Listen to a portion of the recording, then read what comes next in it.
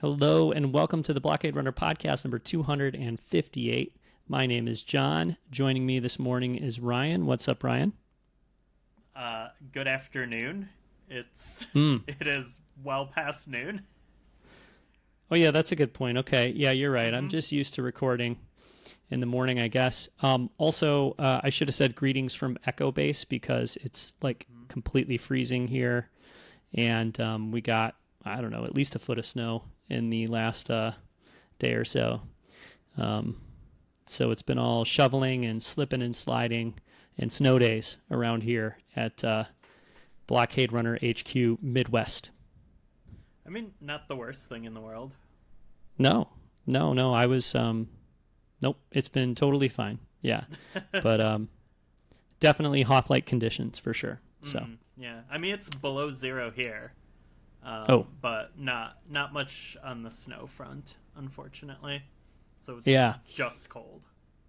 Yeah, that's brutal. Yeah, I think we're like 20s right now. But tonight it's going to be -5 or something like that. And then it's like a high of like 1 or 2 degrees the next few days. So it'll be pretty cold here as well.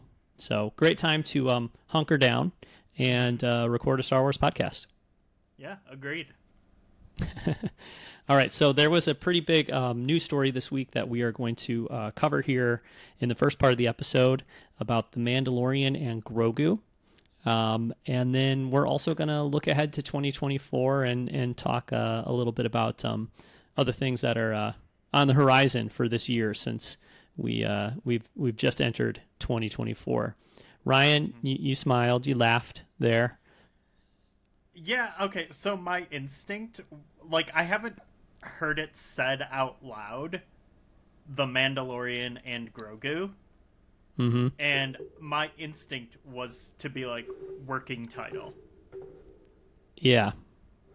Because hearing it out loud, I'm like, they're not actually going to call the movie that, right? It's not creative. I know, but it's like the same thing with the shows, right? Like, I'm rewatching Ahsoka right now, which we talked about on our last episode. Yeah. And, I mean... Yeah, that show sure is called Ahsoka. The Ahsoka right, Tano show. And Andor is Andor. Like... Yeah. Yeah. Actually, I'm rewatching that right now as well, Andor. Ooh, nice.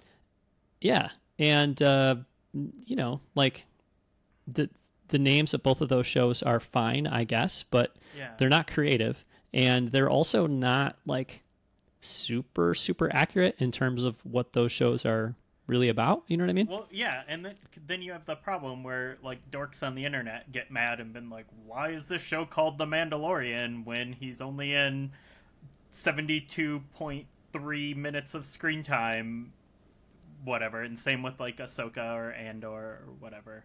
But I guess that's the thing with all the superhero movies and stuff. Like, they're all just called, like, this is Daredevil. Like, this is Spider-Man. They're just called that thing. So. Yeah, it's true. They are. And I don't like that either, but I think it makes a lot more sense in that world because they are building movies and TV shows on decades and decades of individual comic books, lines and stories and stuff. Like Marvel is a bunch of separate comic books that you could go into a store and buy off the rack for the last 70 years or whatever it may be. And so that's like kind of built into what superhero stuff is, right? Like they all exist in the same universe, but they have their own titles and blah, blah, blah. And, we are getting these separate TV shows focused sort of on specific characters, but, I guess, it's titled for the most mainstream kind of consumer to be able to say, I'm going to watch the show about that one, I guess. And there's probably some wisdom to that, but. Yeah, it's just like, it's weird because like A New Hope is not called Luke Skywalker. Like, yeah. And it would suck if it was, or like even Rogue One. Like, can you imagine if instead of Rogue One, the title of the mission and also a group of people and, like a title with layers of meaning and not that it's the deepest title, but still, you know what I mean? It has some, and there's a great moment, like Rogue One, May the Force be. I mean, whatever, right? It's a good title.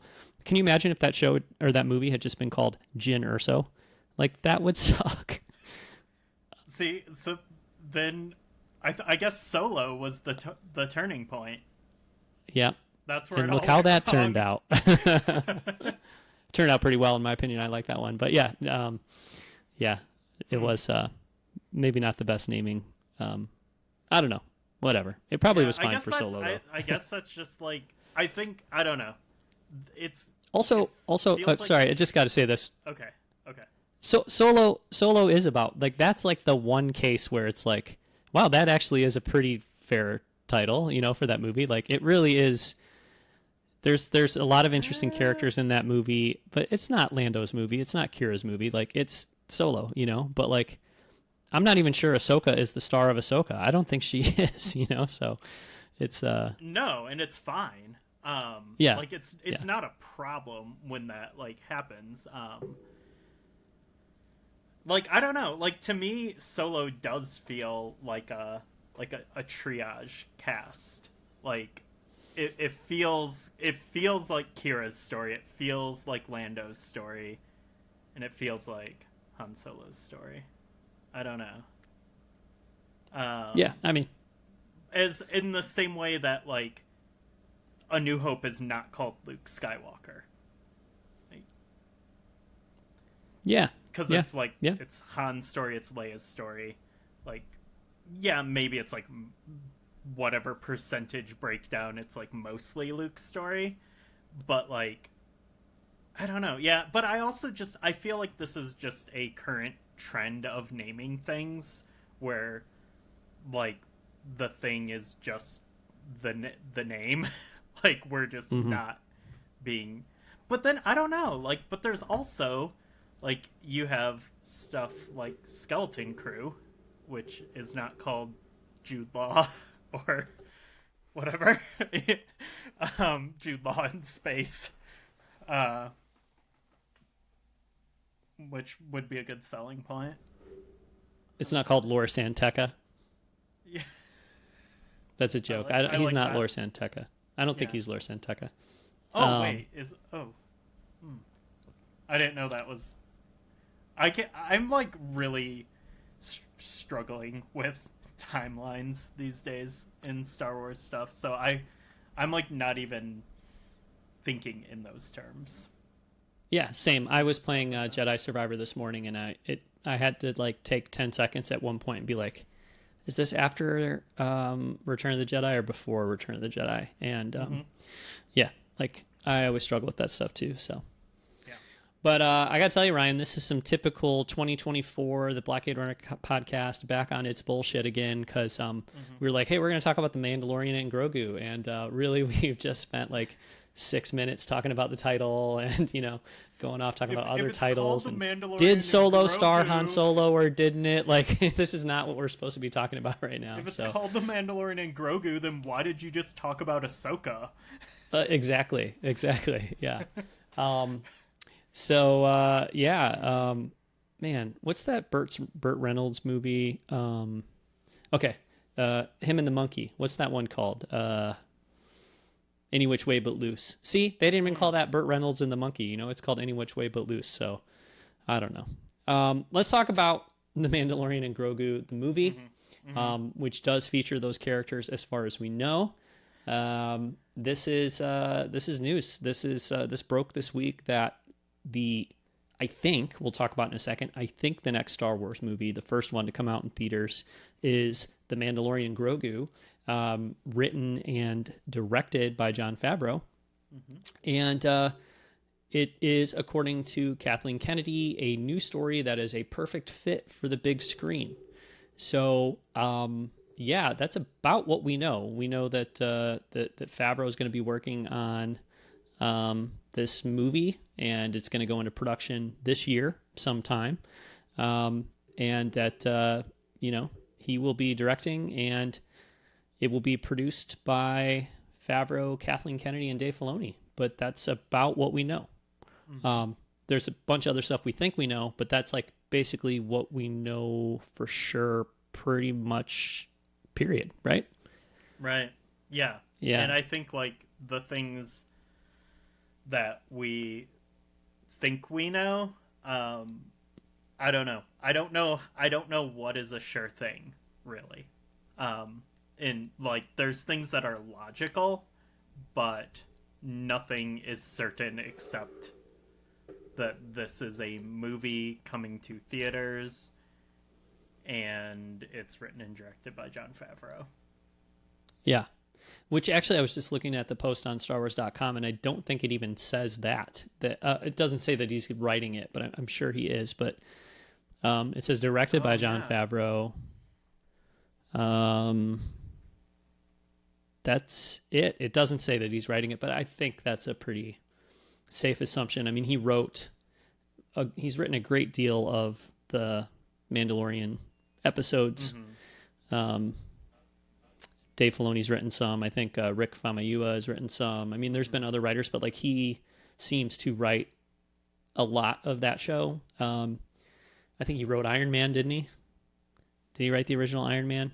I don't remember for sure. I know he didn't write all of the Iron Man movies. Shane Black, I think, maybe wrote Iron Man 3. But anyway, I think it's a safe bet to assume he's writing it. He could be writing it with somebody else. He could be bringing in, someone else to write with him, but I'd be pretty surprised. What's that? I think it would make sense for potentially him and Filoni to be writing it. Ah, you mean Chief Creative Officer of Lucasfilm, Dave Filoni? Especially if like, I mean, we can talk in just a moment about like theories for like what this movie actually is. But I think there's some scenarios where it would make a lot of sense for Dave Filoni to be co-writing it. Okay, sure. Yeah, well, let's just talk about both how we feel about this. Maybe start with that, and then we could talk a little bit too about what we think, this might be. But how do you feel about this being the next Star Wars movie, Ryan? Like, how did you find this news? What was your reaction to it, etc.? This text message found me well when you sent it. I do just want to say, Jon Favreau did not write Iron Man. Oh, okay. Yeah, he has very few screenwriting credits actually. But he did write Swingers, which is one of the best scripts ever. So hopefully he's still got that 1996 energy in bringing it to this. If he is writing it, or if not, it will probably be fine. Yeah, no, I'm sure. Yeah, and I did send you guys the text message. Actually, though, I have to give a credit to friend of the show, Caleb, who messaged our Discord and let us know that's what was happening. And there's always a link to the Discord in our show notes if anybody wants to pop in there and join us on Discord. But yeah, so I thought it was pretty exciting stuff too. I mean, really, like, I welcome a Mandalorian and Grogu movie. I think that should be exciting. Like, people obviously have a lot of affection for these characters. It'll be pretty cool to see them on the big screen since we've only really known them, in a television capacity so far. So all that stuff is great. In the past, we have both on the show and just kind of like, in chats and stuff, we've talked a lot about how important it is that the next Star Wars movie to come out after a fairly big gap here since 2019. We think it's important that the next Star Wars movie that releases is like the right one and really like excites people and brings people back to the movie theater and reestablishes Star Wars as a movie franchise in a big way. So I think there's a lot of potential for this movie to do that. I think there's a lot of reason to think that this could be a great first movie back, and maybe it's the right one. Before this announcement, though, I have to say that myself and some of our friends, like we had definitely kind of taken the position. I can't remember if this was your your position or not, Ryan, but we'd taken the position that like the Rey movie should be the first movie back, you know, like we should come back to theaters with Rey Skywalker, like this new movie pushing into a new time, you know, like looking forward. That's just what, you know, really I thought would be best for Star Wars would be to kick it off like this next era of Star Wars movies with the Rey New Jedi Order, you know, whatever the movie is. So, but these characters are well loved, you know, and there's a huge audience for these characters too, especially little Grogu. And what do we call Pedro Pascal? Like the daddy, like the internet daddy, like something. I forget what, you know. My wife has a picture of him on her wall in her office, you know, like across from her desk. Like she's like at work, like working, looks up and sees Pedro there, not me. So, you know, like Pedro can bring people to the movie theaters too, is what I'm trying to say. For sure. Yeah. Yeah. Personally, I'm still more excited about the Rey movie. I'm more excited for the timeline to be moved forward, and I think like to me, like if I had to like draw a hard line of like what's Star Wars TV and what's Star Wars movies, like for me it would be like the movies that progress the timeline and the story, like that's what the movies do, and then like the TV shows like fill in the gaps in the way like comics or books or video games kind of used to in like the EU days, until that wasn't, I mean, I guess that wasn't always the case because, you know, they moved in the EU, they moved past Return of the Jedi in the novels and comics and stuff. So I guess that's not always the case, but you know, that's like my kind of like platonic idea of like what the breakdown should be.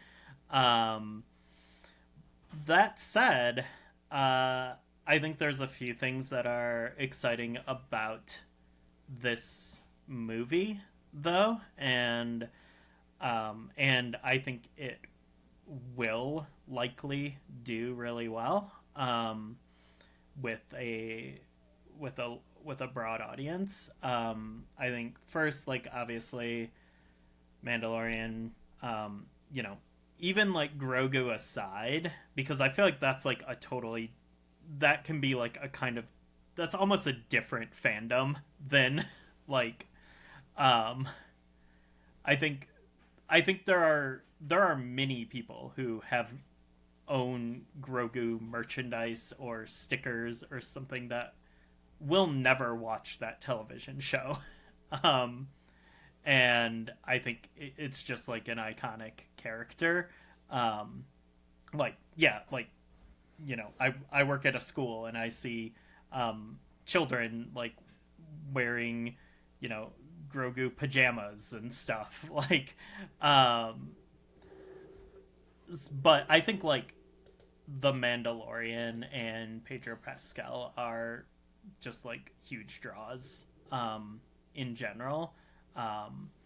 In like a more concrete, this is going to get people to pay for a movie ticket type thing. And I think the other part that's exciting about this is, you know, it's a film directed by Jon Favreau, who, you know, maybe doesn't have as many writing credits as we assumed. We assumed, yeah. But has a pretty damn good track record at the box office. Like he's done a lot of, you know, high stakes blockbuster films that have been like some degree of successful. Like obviously some things like, you know, were bigger than others, but he's someone who can like really step up and deliver like a killer blockbuster film that gets good to great reviews and does cleans up at the box office. I think he's one of those directors that just has that touch. Like he doesn't miss with those big projects. And he's had like some like smaller things that are maybe like hit or miss out there. But when it comes to like delivering a big blockbuster, like he consistently has delivered. So I think he knows the stakes, he knows the expectations, and he knows how to like put something like this together. So yeah, I think it will be a good film that does really well.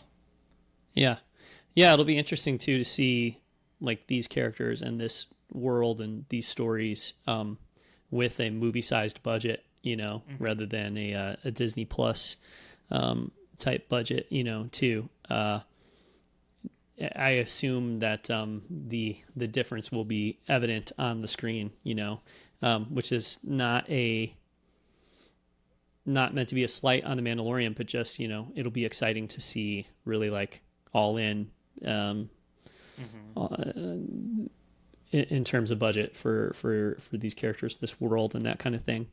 Now, my initial reaction to this, like, no issue in terms of excitement for the movie. I think it'll be fun, and I think maybe like, I don't know. I know you really enjoyed Mandalorian season 3. I think more than most. Yeah, and I liked it, quite a bit too. But I don't know. It was so exciting and made such a splash initially, but I think like it's maybe a little bit of diminishing returns in terms of just like people staying hyped on the show and like maintaining that level of excitement for people, whether that's anything to do with the quality or not. I just don't feel like the same sense of, like engagement with it that it had initially, which makes sense because that happens with stuff as time goes on. Right. So it's understandable, but, like this could be something that a more focused, like 2 hours and 15 minutes, whatever, rather than, 8 episodes may be a really good thing for the Mandalorian, and this world and whatever, right? It might be a really good thing, like to kind of like focus in on like one big story, but, rather than doing episodic, like another season of Mandalorian, maybe it'll be a shot in the arm to the Mandalorian to kind of go in this direction, and just change it up. You know what I mean? So I think that's cool too. But my initial reaction was to say, and I don't know, I'm like 50-50. Like part of me feels like because this is an extension of a Disney Plus show, that it's not going to do like necessarily like crazy blockbuster business, like, I don't know, the sequel movies all made over $1 billion. Force Awakens made like $2 billion, right? Like they go like, it's insane numbers, right? And we talked about this the other day when this story broke. Solo only made, I don't know, I can't remember, 450 million or some, teeny tiny little number like that, right? Like that any other studio would have killed for. Yeah. I mean, we know obviously they had to make that movie twice, so the budget was probably enormous, and I don't know if they really made money on that movie. I think they probably didn't. They probably lost a little bit of money on it because the marketing budgets for movies like that are enormous too, and whatever. But but it's not this disaster that it's been sometimes depicted as just because it didn't make $1.5 billion or whatever. But like, I really wonder if, because I can totally see both sides of it. Like, well, the Mandalorian and Grogu are established characters. Like you said, like little kids are running around in their Grogu pajamas, right? Grogu's sold $1 billion worth of merch, and, people know these characters, and like, Pedro Pascal is a huge star, and like, why not, right? Like it could be huge, and it'll have been 6 years, probably, maybe seven since there was a Star Wars movie in the theaters. So, it's all of that points to, big success, right? But then the other side of me feels like, but it's like standing in for the fourth season of a show that people have been watching for a long time, and I assume will be on Disney Plus a couple months after it's in the theater. And I don't know. Like, I think financially it makes a ton of sense, even if it only makes $500 million at the box office, because they could spend the same amount that they would spend on a season of Mandalorian on this movie, or maybe less, make $500 million at the box office or whatever it may be. And like, people are still going to be subscribing to Disney Plus to watch it, and whatever else. Right. So I think like it makes a ton of sense, but I wonder if it's fair to expect it to do the same kind of business that a standalone quote unquote Star Wars movie would do, or if maybe it will do that kind of business. I don't, it's hard to say, I guess, but, I think it's really exciting for me as a Star Wars fan to be able to go to the movie theater and see this movie. Like, and I'm kind of more hyped for this than I would be for Mandalorian season 4 coming to Disney Plus. Mm-hmm. But I'm also a little leery of the universe having the expectation that it's going to do Last Jedi numbers at the box office.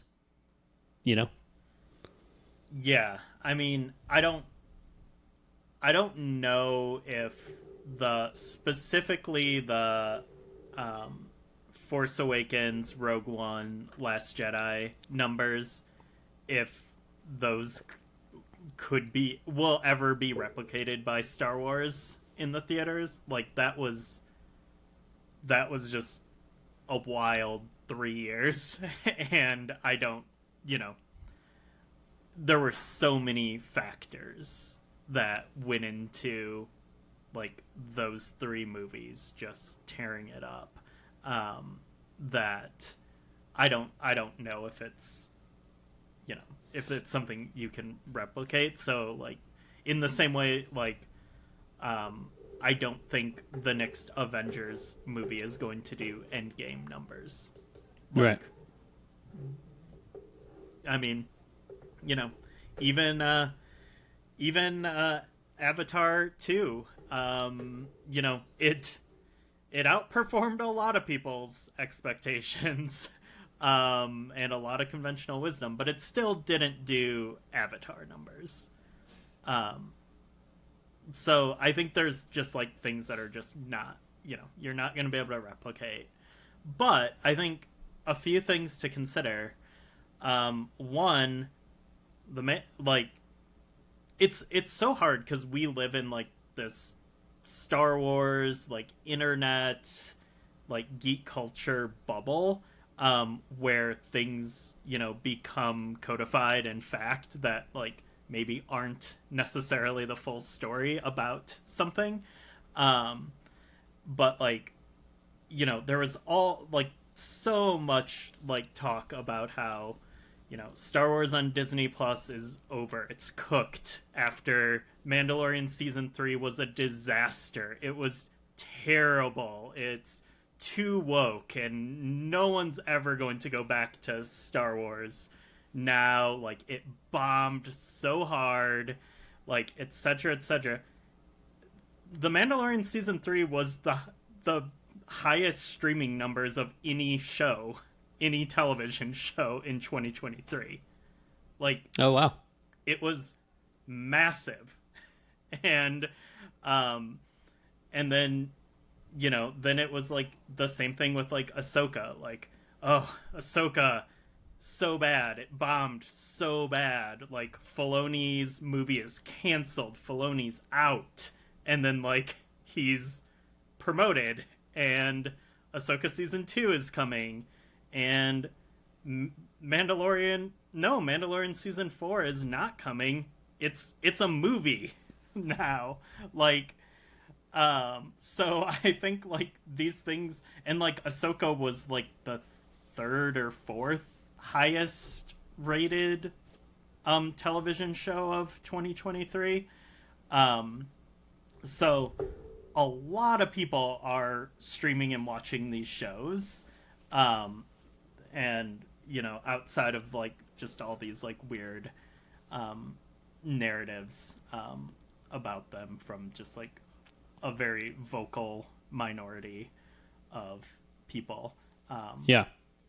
But yeah, and so like, and I think you could also like, I think people could also just as easily, make the case that, um, you know, Rise of Skywalker was such a disappointment that like no one would go see a movie about Rey. Like, Yeah. in that same sort of sense.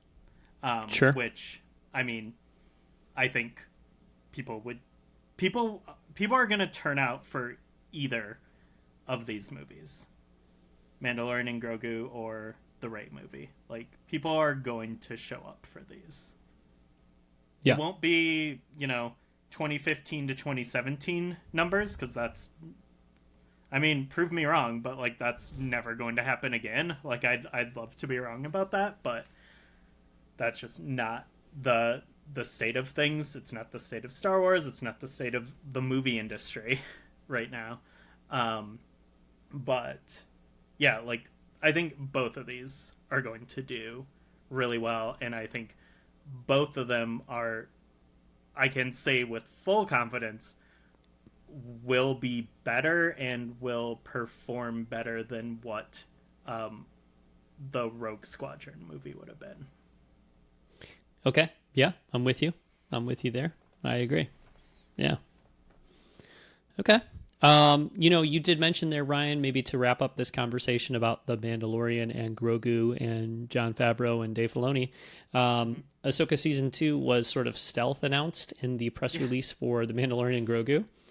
And then, like, I don't know if maybe a day or two later, Lucasfilm was like, maybe we should like actually announce that, since we talked about it there and nobody's ever said that it was happening, or maybe I don't know, who knows. But anyway, a day or two later, Dave Filoni posted a tweet, I think, or something.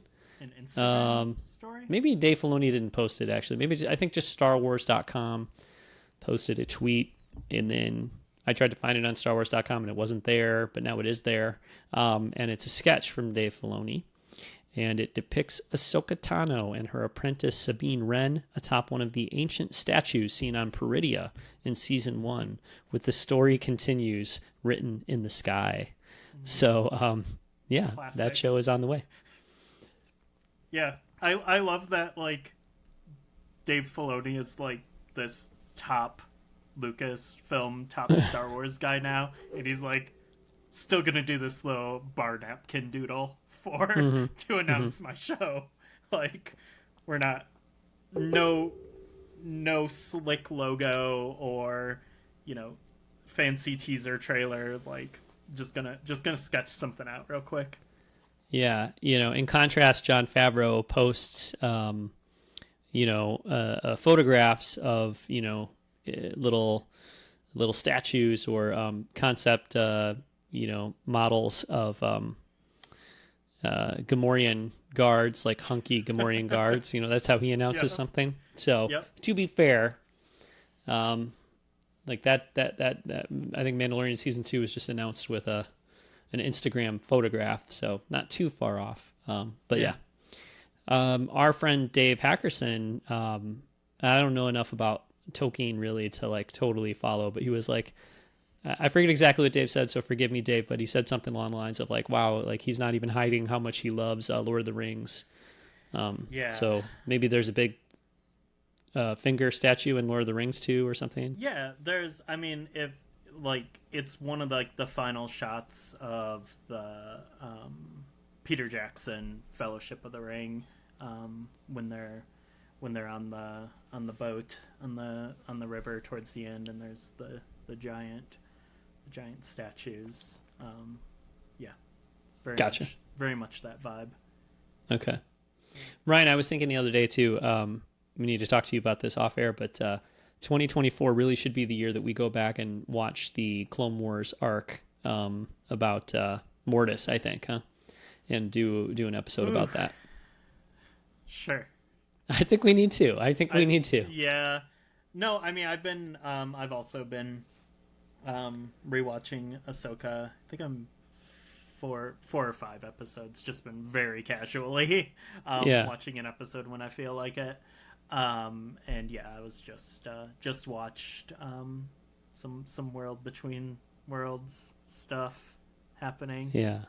I mean, the Mortis God himself is now the chief creative officer of Lucasfilm, so I think we need to go back and watch that at some point. And I'm just curious, like, I know I've been saying this for a while, but I'm just curious how I'll feel about it all these years later anyway. So I kind of want to go back and watch it, because I was not keen on it initially, but you never know how I may feel in 2024. Yeah, so, it's the year of Mortis.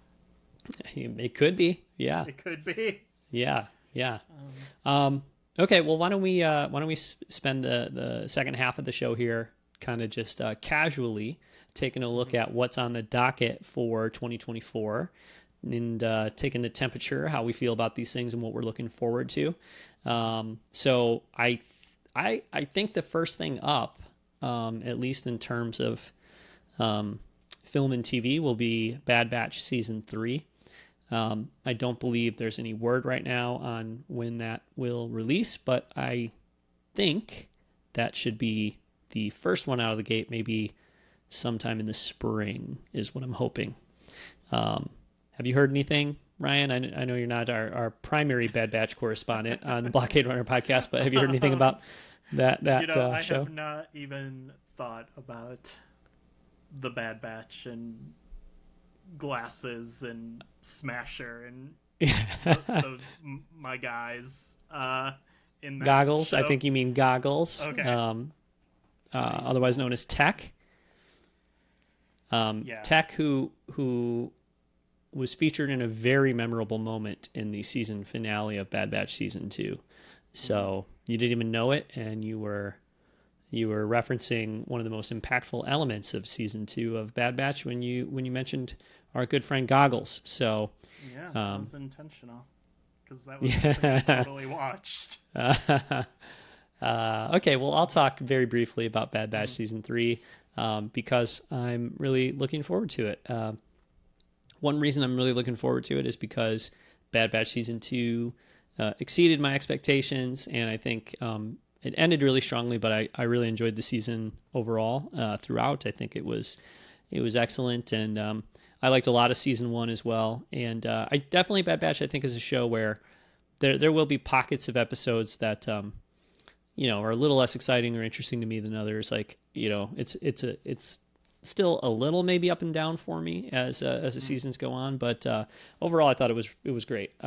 I really, really liked Bad Batch Season 2, so I'm looking forward to Season 3 just based on the quality of the second season, but also it is finite. Like, it's the last season of Bad Batch, so that makes me a little more excited going into it. Not that I necessarily want the show to end or whatever, but it's kind of like Clone Wars Season 10 at this point, or whatever it might be, and all good things must come to an end, and there's so many hours of television now, animated television hours about the clones and the Clone Wars and everything else. So I think we can probably move in other directions at this point, but yeah, just like the fact that we're going to get an end to the show, it's going to be planned, it's going to be built up to this conclusion, and the story of the clones is extremely meaningful to a lot of people. So I think to be able to have a constructed, intentional conclusion to 20 years or whatever it is now, almost, I guess, of clone stories is kind of cool, and I expect big things. I think they will go out swinging, and I think they will produce a really great season of television. So I'm pretty excited for that. Yeah. Okay. So that is excited for you. No, I know. I didn't expect. Yeah. No. Okay. Cool. So that's happening, and we don't know when, but hopefully that'll be soon-ish. What I don't want, I can tell you this right now, what I don't want them to do is to have more than one Star Wars show running at the same time. I don't even want them to have like Star Wars shows running at the same time as Marvel shows, ideally. But, like definitely not at the same time as another Star Wars show. So like, I don't think Bad Batch and Acolyte, for instance, which is the next thing on our list, should overlap in terms of their seasons, Yeah. Well, I mean, I feel like it can't be avoided with Marvel shows because there's like just always one going. Yeah. Is Although is the feeling I get. I don't know if that's actually true. I haven't been paying as close of attention as I guess I should be. I don't watch the Marvel shows really at all anymore, but I know Echo is on Disney Plus now, right? Mm-hmm. And I thought I saw. Did I see Rami Cowboy say that Echo the whole season dropped one day, like it all came out at the same time?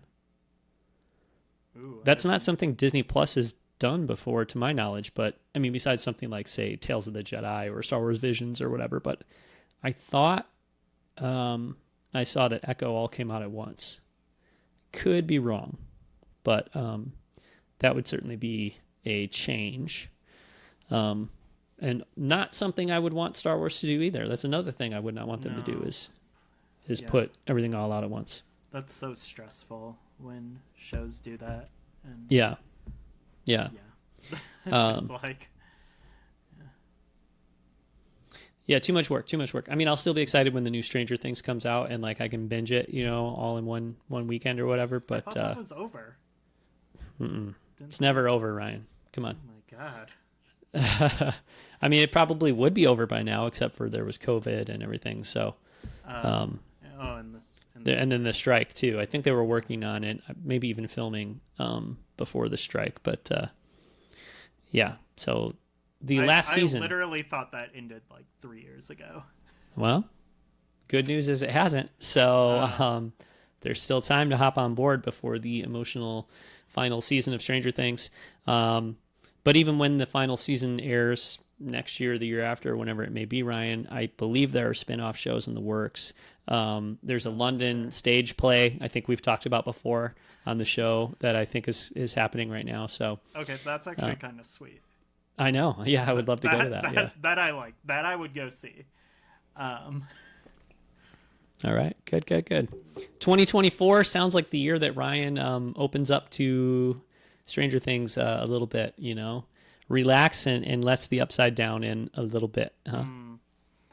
Nope, I watched a season and a half. I've opened myself up to that and then promptly closed it down. All right, cool. Well, that's fine. Hey, The Acolyte, though, releases sometime this year. That I'm confident about. I don't remember, I think they finished filming Acolyte, right, before the strike? I'm pretty sure they were done.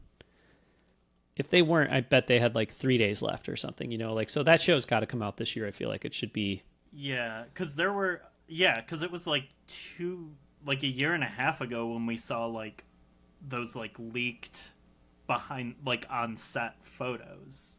Yeah, and they were well into filming during Star Wars Celebration last year, which would have been in April, right? They showed off like a fair amount of footage, I think, and I believe they were filming still at that point, but I don't think they had just started or anything. They were pretty far in. So, and I want to say too, I think StarWars.com and Disney Plus and whoever has been using 2024 when referring to the Acolyte, like lately, since in the last month or whatever. So I think it's all but certain the Acolyte releases in 2024, or maybe it is basically certain. So yeah, that's like I'll just say the thing I'm most excited about for sure, like without a doubt, in 2024. Yes. Yeah.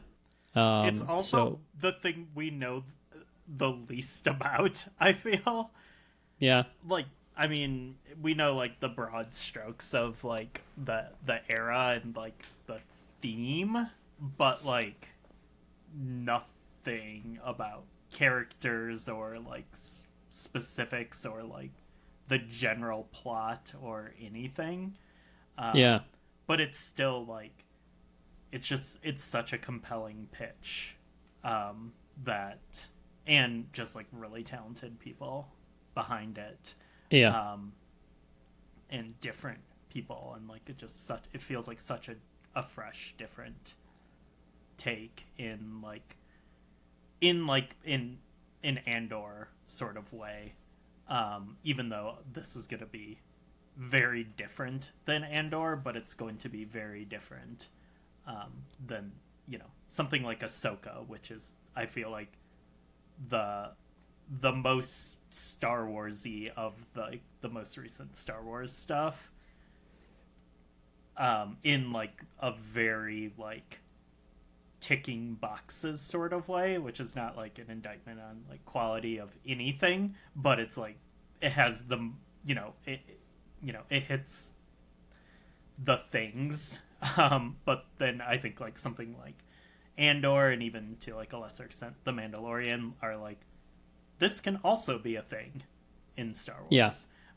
And it works, and I think that's what this show is going to do. I think it's going to push Star Wars in interesting ways but still like be grounded in what makes Star Wars.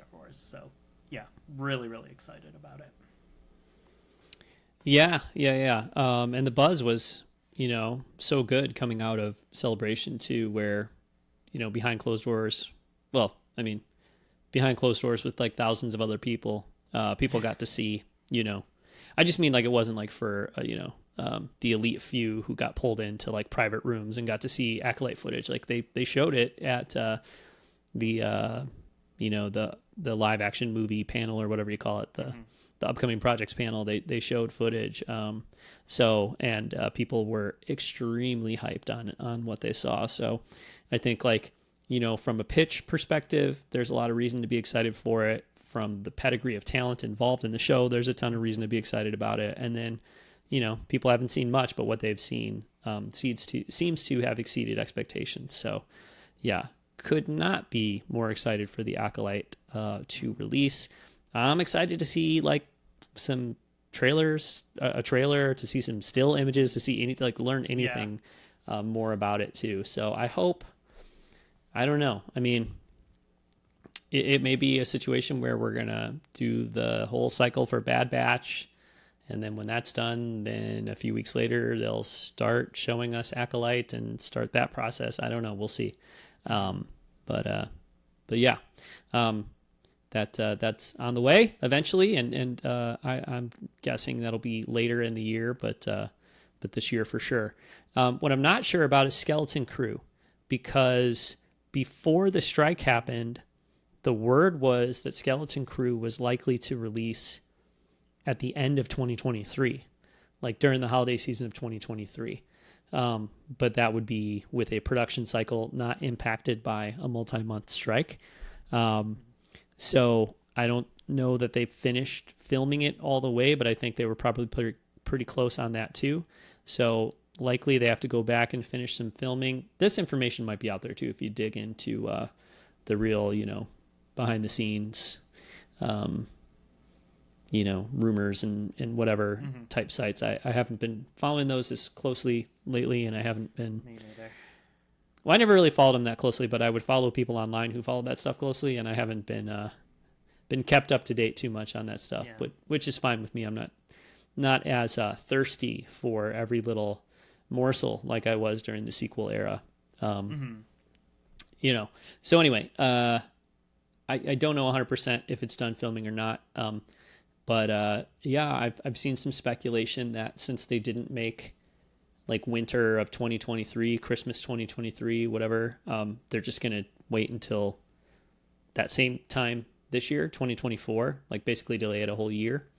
And I think that probably makes sense, because if the Acolyte is going to come out and say like August or September, then what are you going to do? You know what I mean? If you've got Bad Batch in April, let's say, and then you've got a month or two off in between, and then you're going to put the Acolyte on, then I think it would just, kind of make sense. And this is like an Amblin inspired, kid-focused show in terms of like the casting and like the point of view characters and stuff. So I think, like that holiday break seems like a good time to do it. So I'm guessing and hoping that we're going to get Skeleton Crew like a little less than a year from now, basically. Okay. I mean, that makes sense. Yeah. I guess. Yeah. Maybe it'll release on Halloween. That'd be cool. First episode on Halloween. If it's like E.T., Amblin, Goonies, Close Encounters inspired kind of thing. But Yeah. Stranger Things inspired even. Like maybe we'll get it on Halloween. That'd be cool. Yeah, I mean, I hope it's not like a copy of a copy of a copy, um, with the Star Wars label slapped on it. But um, I don't know. I don't know where I'm at with this one. I feel like I don't quite know enough about it, and like, there's just been so much talk about like what the influences are, and Yeah. not really like what it actually is. And I don't know, like, I've yeah, I feel like I need like a little bit more to go off of to be excited, Yeah. because just feel like I'm making a TV show that's like this movie that came out in 1983. Like, I don't know. That's not like a really good pitch to me. But I don't know. We'll Yeah. see. I hear you. I hear you. I understand that. But I think what I'm hopeful for with Skeleton Crew is the idea that it is attempting to, it's chasing the same kind of emotions that the Amblin stuff was chasing, and the same kind of feelings. And so, and specifically like the idea of a show with young protagonists that young people might watch and really identify with, um, is something that's exciting to me. And so, like, if I think about the Goonies, for instance, or, even E.T. or whatever, but like, especially the Goonies, that's the first one that comes to mind to me.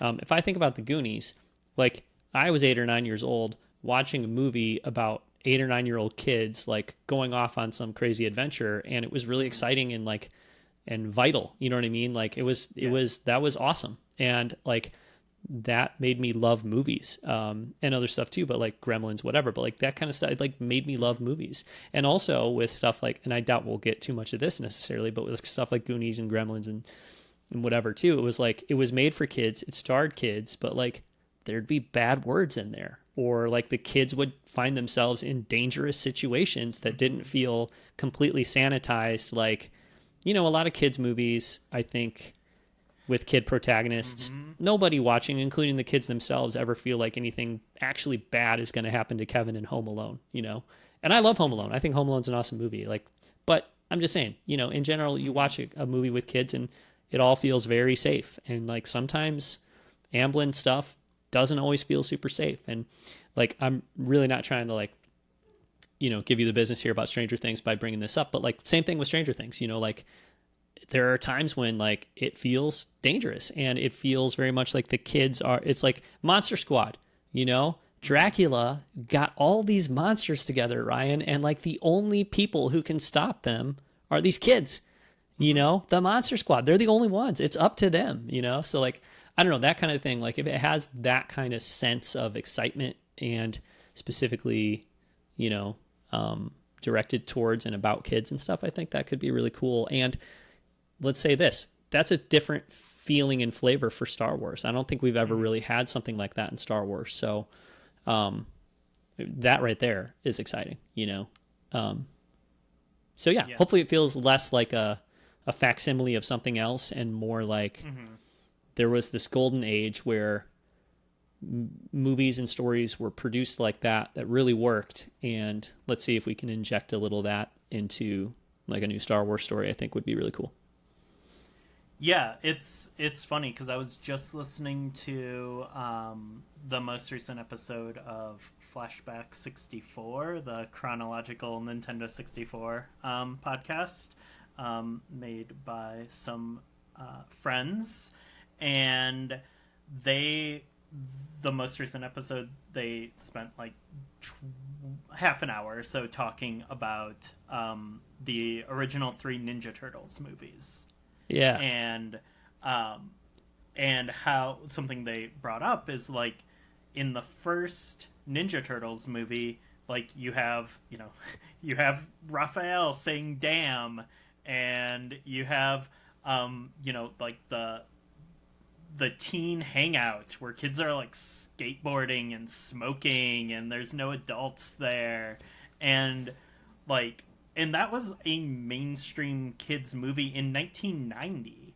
Like Yeah. this is even like, it was probably like one of the last mainstream like marketable kids movies that had I like hate using this word, but like had like kind of like an edge to it, or Yep. it like wasn't just like a perfect Disneyfied version of like conflict.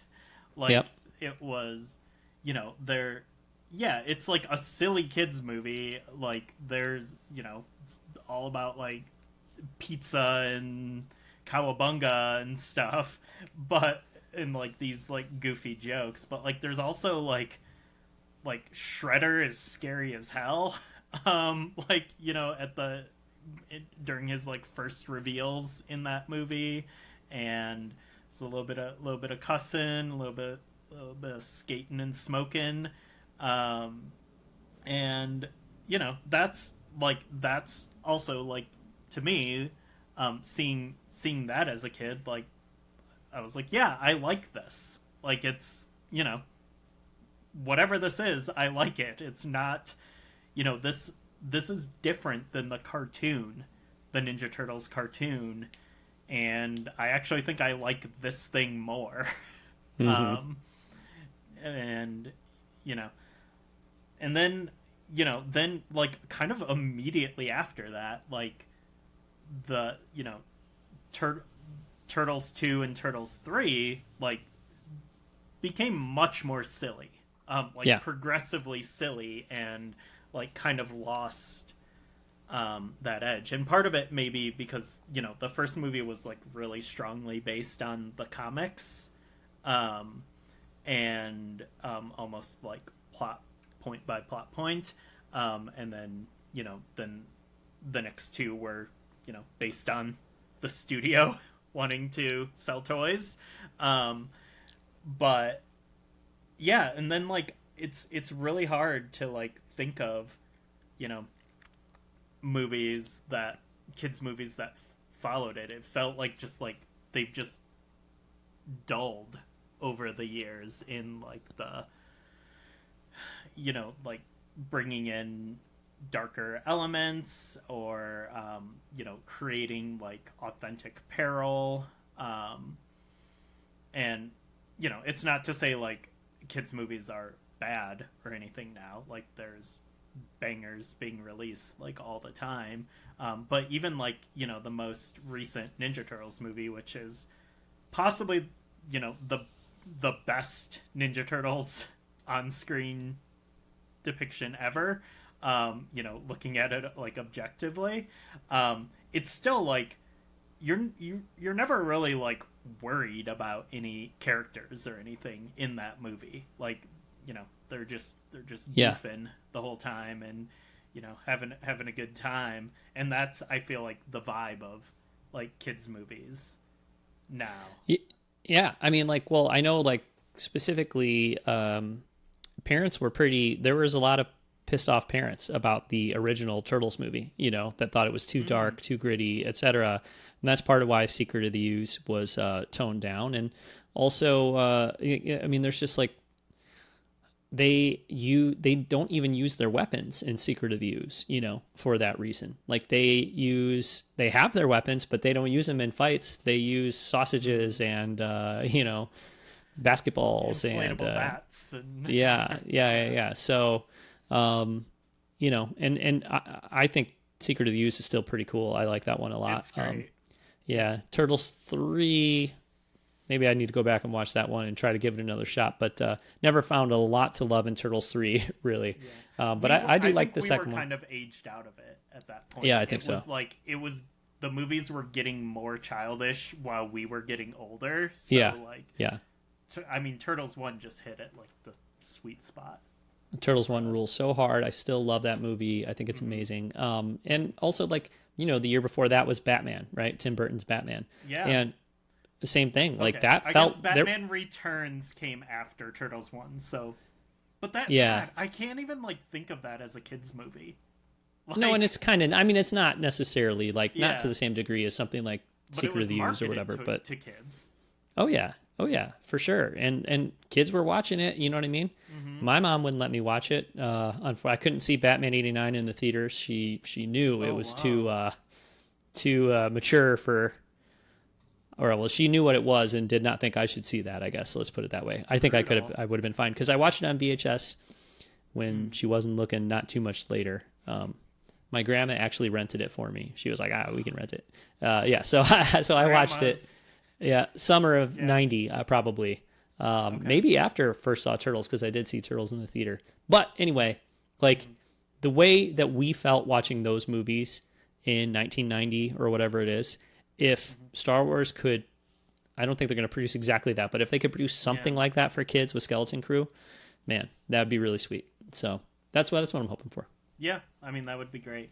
Like, Yeah. even if I'm, like, not into it, like, if, again, like, we gotta get kids into Star Wars. Right, That has right. been, like, a whole thing for me. Like, you know, the Grogu pajamas are cool, you know, great, but we gotta get them to connect with these characters. We need to stop making everything Star Wars for 45-year-old men. Like, Yep. Absolutely. Yeah, and I think the story, if I remember correctly, like what little we know about the story is that basically a group of kids are like basically they run away from home, or I don't know if they run away from home, but they somehow get separated from their families or their home or whatever, and they're out there in the galaxy on their own. And I think Jude Law's character is like maybe I don't know who he is or what he is, but I think helping them out or something like that, or you know, whatever, or is he? Maybe it's one of those things. I don't know, but yeah. So, yeah, it seems like there's definitely the possibility for some danger there. So, yeah, I think those are the three kind of film, video, television things that we know about for 2024. It is the 25th anniversary of the Phantom Menace this year, which is wild, you know. So I feel like we just had the 20th. yeah, and it's crazy to think it's been 25 years since that movie released. It was like best summer ever, man. So, but yeah, 25th anniversary. I don't think Lucasfilm has said much of anything about that, and maybe there's not too much reason to expect a whole lot of hoopla and fanfare.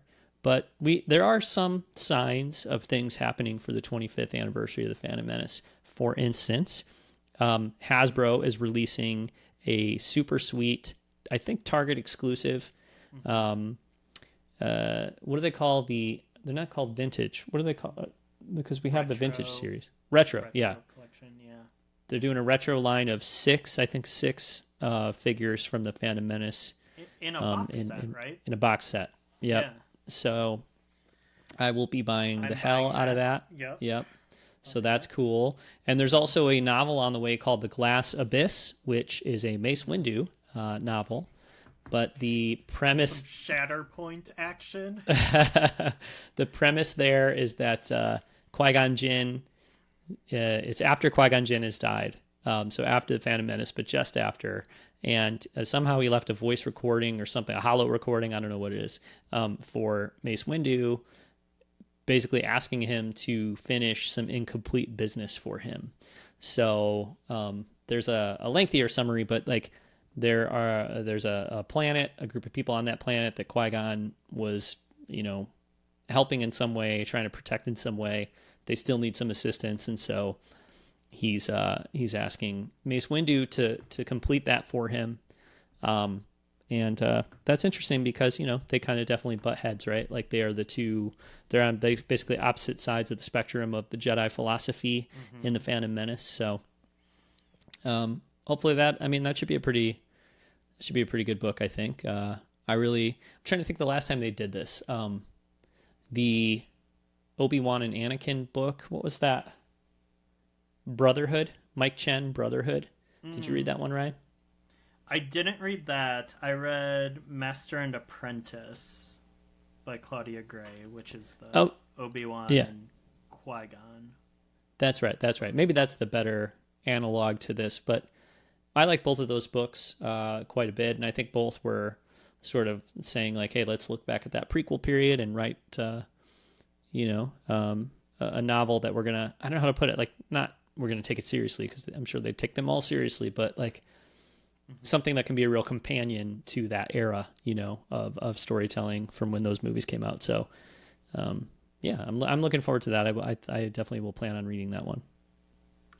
Yeah, and there's another prequel era book coming out this year. God, and it's I'm totally blanking. And it's by I think it's a John Jackson Miller too. Oh, The Living Force. Oh yeah. Which has Kai Adimundi on the cover, and Yaddle. Wow. And Yaddle. And like all of our friends, and that's coming April 9th. Okay. Wow. And is going to be really sweet. This cover is just out of control. Yoda, Mace Windu,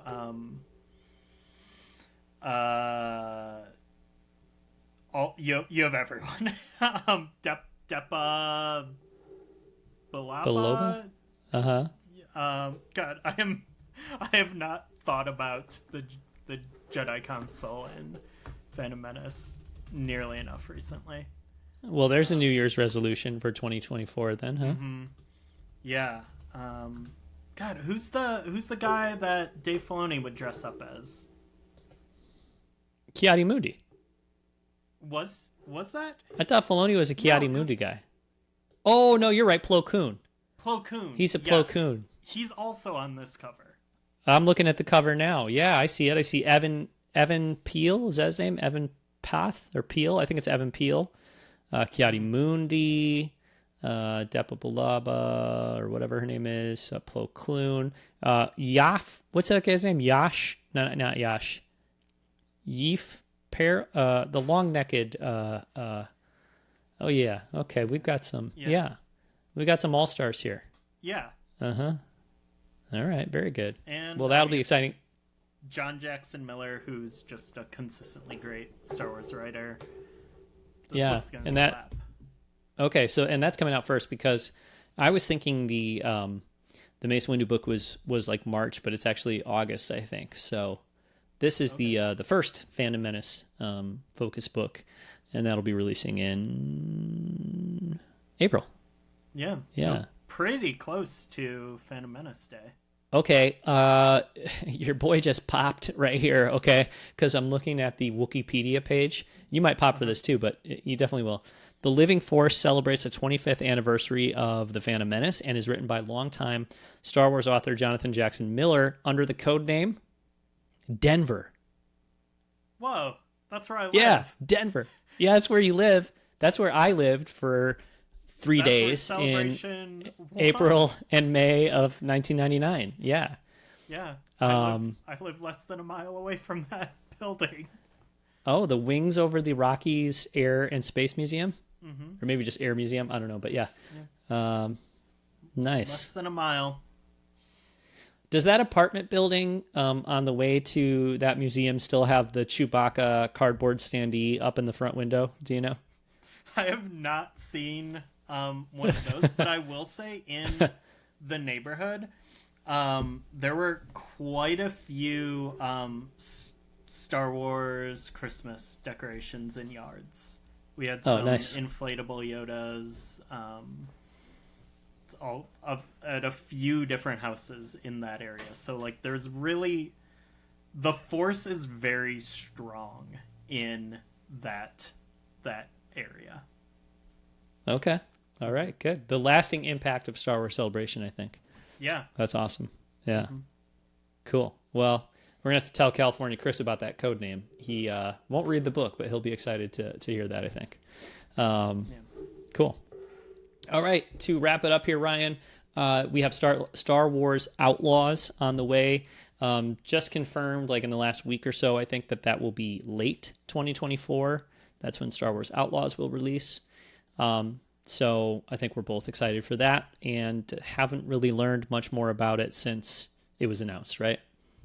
Yeah. I mean, before Star Wars Outlaws, though, this month on PlayStation Plus or buy it on PSN will be Star Wars The Phantom Menace for PS1. Mm-hmm. I was playing that last night. I was playing that yesterday, actually. Yeah. Not a great game, but I still really like it. Yeah. The opening is remarkably similar to Jedi Power Battles. Yeah. Which isn't surprising, really, but yeah, it feels like it came out in 1999 for sure, but it was pretty fun for the few minutes I played it last night. I plan on digging in more, but yeah. Yeah. Also, there's like fascinating stories behind the development of that game. There's an episode. Oh, I can't remember who the guest is, but on Alex Kane's End Poem podcast, where he talks to people in the video game industry, he interviewed someone who worked at LucasArts and worked on a ton of Star Wars games, and he talked about how the Phantom Menace game was like, the development was like such a mess, and how they had to turn around the PS1 version in like a matter of months with like a team of like 3 people, and it's wild. Highly recommend listening to that episode if you're a fan of Star Wars video games. Yeah, I will try to link that in the show notes here. Yeah. But Outlaws, still very excited for that. Hopefully it's I think 2024 is possible. The footage we saw was like a pretty big vertical slice where like a lot of the systems seemed to be in place. Like you had your combat, your traversal, your space travel, like all of those things seem to be in place.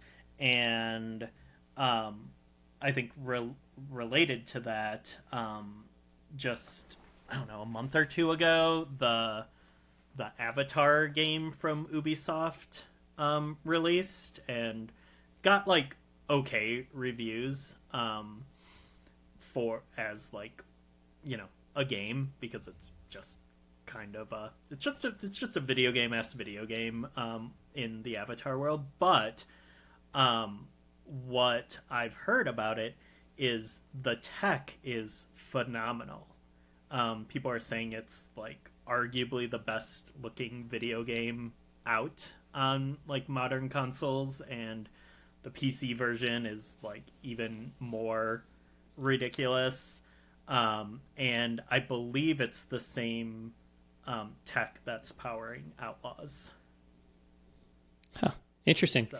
I bet James Cameron just like basically wrote the engine himself. That seems to be how he does stuff. So could be. Yeah, I've been listening to a series of podcasts about James Cameron movies, and yeah, it's crazy to learn about his process. And anyway, yeah. So no, but the Disney Parks blog just put up a blog a couple days ago, I think. 24 worthy things to experience with Disney in 2024, and they put Star Wars Outlaws on there and said it's a late 2024 release. So I think it had already been listed as a 2024 release, but there was no more information than that. And now Disney itself is saying late 2024.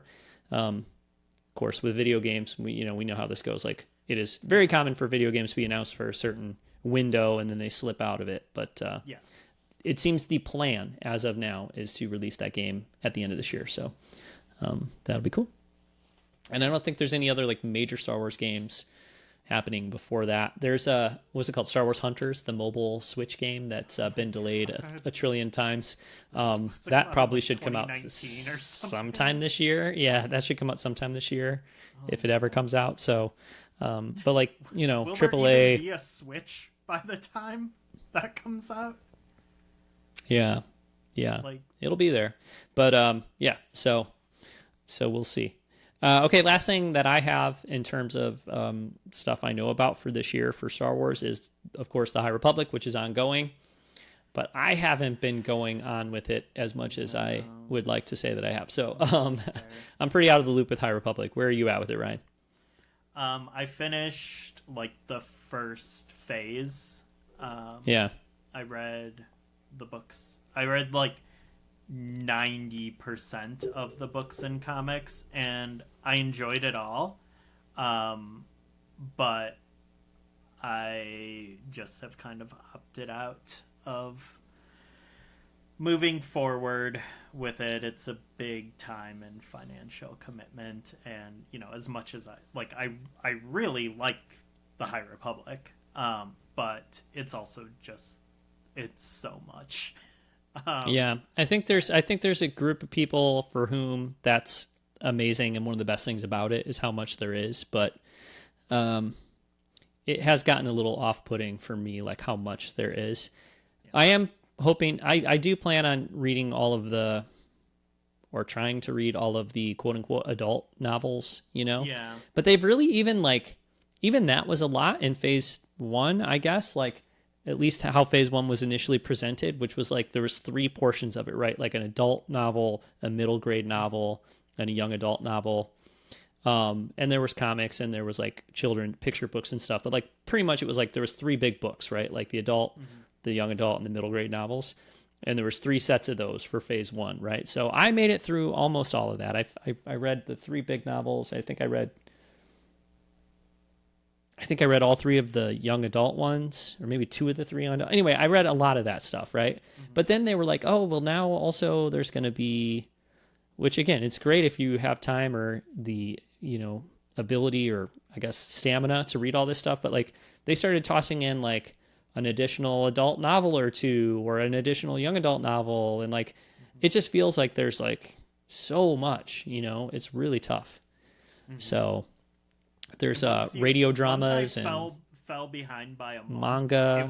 It was over. Yeah. Like, I was like, you know, because I finished the last part of phase 1. I was like, okay, I'm just gonna take a little break, and then, you know, come back and, you know, let phase 2 simmer, because like I was reading phase 1 all the way up through phase 2 launching. And then I was like, okay, I'm going to take a little break. And then I'm like, there's 7 books now after like a month and a half. Like, yeah, I can't do this. Like, yep. But well, I'm going to try to take, I mean, I'm going to try to do some kind of express route through it. I think, or, you know, we'll see if it happens, but I would still like to do that. I'd still like to read like the main books, I guess. But, I had these visions of being able to keep up with all the other stuff, the middle grade and young adult and everything, and I don't know if that's still in the cards. And I'm way behind on the comics, although you could catch up on the comics in a weekend, you know, if you really want to like tackle it. I wonder how it would be just reading the comics without reading the novels, because like most of those are probably out in trade paperbacks now, so it's not even like financially irresponsible. I have a lot of the single issues. Actually, I picked up a lot of the single issues of High Republic and High Republic Adventures, even in the Dark Horse era. I think the last time I've been in my comic shop is like October or November, though. And then they keep doing a thing, too. Like when Phase 2 started, it was like High Republic #1 from Marvel, and I think they've already done another number. I don't know, but anyway, like it's tough. And then even with the comics, although this isn't surprising because comics do this, like there's been 2 trillion, you know, miniseries and spin-off series and everything else with Star Wars since 2015. But like, even with the High Republic comics, it's not just the there's the High Republic and there's the High Republic Adventures, right? okay, 2 comic series for me to keep up. Even that, there's more than that now. Like there's Out of the Shadows, and there was the monster of something Peak, and there's all these different side stories and everything. It's like, it is so much. So, which is great. And now comics cost $6 an issue as well. Yeah. So, yeah. Yeah. I don't know. I think like I'm either on like the most wanted list for my local comic shop because I haven't been in there for 3 months, and they allegedly, I mean, I think they have a pull list for me. Mm-hmm. I'm either on that most wanted list, or they just gave up on me a long time ago and they're not pulling anything for me anyways. So like either way, I think I'm in trouble. Go in again. Well, no, I want to, but and then the other thing that happened is this doesn't matter. Whatever. Let's just drop it. Okay, High Republic, it's happening. I'd like to make some headway into the stuff I've missed, but it just keeps coming. So we'll see.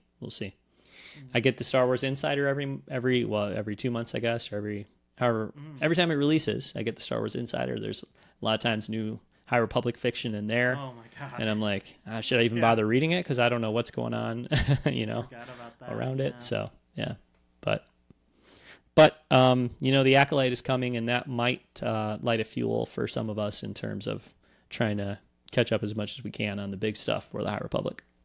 Yeah. I mean, that's going to be such like an SEO godsend to like websites. Like, what do you need to read to enjoy the Acolyte? And there will be 500 websites posting those articles. So pretty sure the answer will be nothing, in general. But like, that's not what they'll write on the websites. But I'm just saying, like, in general, I think like you'll be fine, obviously. But in fact, it's not even. It's like, I don't know, 50 or 100 years after the stuff we've read about in the High Republic right now, right? Like, it's of the High Republic era, but it's not like set right with those. Although there is a character from the High Republic in the show, so. Yeah, I think it's going to connect in some ways, and I know they like are pushing the timeline maybe in the next phase. I don't even know. Actually, I can't even say, but they have flexibility that nothing's stopping them from being like, hey, this High Republic book takes place a year before the Acolyte. Yeah, sure. Okay, cool. Well, I guess that's going to do it for our 2024 preview, Ryan. I'm sure there will be, I hope anyways, and I'm sure there'll be some surprises and things that we have no idea about yet that will be coming our way in 2024. I don't think there's like a big event. Actually, strike that. D23 will be happening in August. So D23 is a place where I was going to say, I don't know if there's any occasion, any event that could provide some big updates or exciting stuff, but D23 would probably be the thing this year in 2024. So, or just a random Thursday StarWars.com post. Like, oh, that's true too. Yeah. Yep. Cool. All right. Well, we're going to wrap up the show there, and we will be back soon with another episode of the Blockade Runner podcast. Until then, you can find everything we do at blockaderunnerpodcast.com. You can email the show, blockaderunnerpodcast@gmail.com. You can join our Discord if you want to chat with us and some of our friends and listeners there. You can also follow the show on Blue Sky. What's our Blue Sky account, Ryan? Blockade Runner? Blockade Runner. Yeah. It's on Blue Sky. .bsky.social. Sounds right. So yeah, you can follow us there as well. And Ryan, you're on Blue Sky too. Mm-hmm. Yeah, my personal account where I talk about pro wrestling and Star Wars is via Malay, VAYAMALAY .bsky.social, and my other account is Standard Definition Gaming, DEFSTAN 480, Blue Sky Social. Right on. Yes, and we are blockaderunner.bsky.social. That is it. And if you need a an invite code if you want to get on Blue Sky, but you don't have an invite code. I've got Yeah. some. So I do message too. message the show, and we'll hook you up if you need to get on Blue Sky. So Yeah. For I don't think they're as hard to come by as they once were, but but we've got some if you need them. Cool. All right. So thanks again for listening, and we will be back soon with another episode of the Blockade Runner podcast.